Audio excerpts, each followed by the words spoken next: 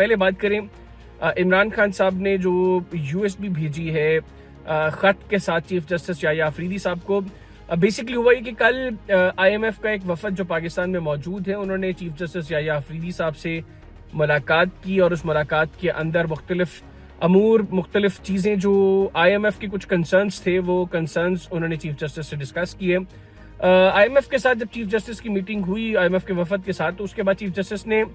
صحافیوں کے ساتھ ایک سیٹنگ کی، اور اس کے اندر بیسکلی انہوں نے بریف کیا صحافیوں کو کہ اس میٹنگ کے اندر انہوں نے IMF کے ڈیلیگیشن کے ساتھ کیا ڈسکس کیا ہے، IMF کے ڈیلیگیشن کے کیا کنسرنز تھے، اور چیف جسٹس یحییٰ آفریدی صاحب نے ان کے ساتھ کیا گفتگو کی ہے۔ اس کے بعد چیف جسٹس نے یہ بھی کہا کہ وہ 2-3 اور بڑی امپورٹنٹ چیزیں ہیں جن کو وہ ڈسکس کریں گے۔ ایک تو انہوں نے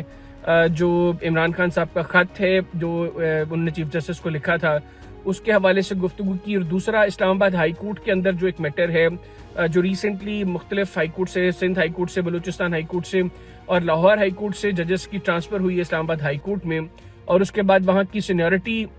جو ہے وہ ڈسٹرب ہوئی ہے۔ کچھ ججز کو یہ لگتا ہے جو اسلام آباد ہائی کورٹ میں موجود ہیں، بیسکلی زیادہ معاملہ جسٹس سردار سرفراز ڈوگر صاحب کا ہے جو لاہور ہائی کورٹ میں تھے، اور ان کو اب ٹرانسفر کیا گیا اسلام آباد ہائی کورٹ میں، اور ابھی سینیورٹی کے اعتبار سے وہ عامر فاروق صاحب کے بعد دوسرے نمبر پر ہیں سینیورٹی میں اسلام آباد ہائی کورٹ کے اندر۔ اس حوالے سے بھی چیف جسٹس نے کہا کہ ایز آف ناؤ اس میں ان کی ابھی ٹرانسفر ہو گئی ہے، لیکن سینیورٹی کے اوپر جو معاملہ ہے اس کے اوپر ابھی اسپیکولیشنز نہ کی جائیں، وہ جب آگے چل کے چیزیں آپ کے سامنے آئیں گی پھر آپ اس کے اوپر بحث کریں۔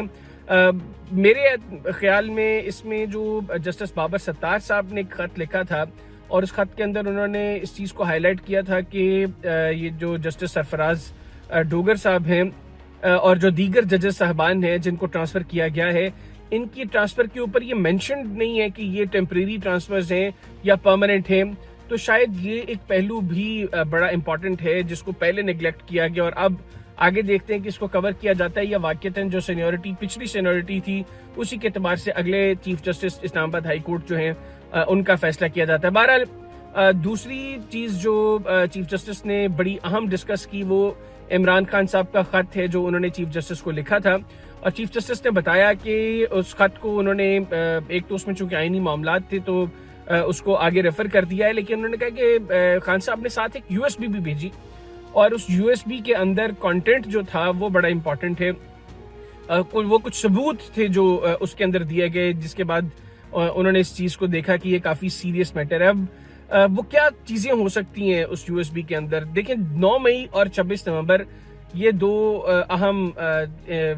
جو 2 ڈیز ہیں پاکستان تحریک انصاف کے حوالے سے، ایک خیر 8 فروری بھی ہے، لیکن ہمیں زیادہ جو صحافی برادری کے اندر چیزیں ڈسکس ہو رہی ہیں اس میں لگ رہا ہے کہ 26 نومبر کے حوالے سے چیزیں ہیں، کچھ ایویڈنسز ہیں جو تحریک انصاف کلیم کرتی ہے کہ ان کے 13 لوگ ریاستی دہشت گردی کا شکار ہوئے، 13 لوگ ان کے شہید ہوئے 26 نومبر کو، اور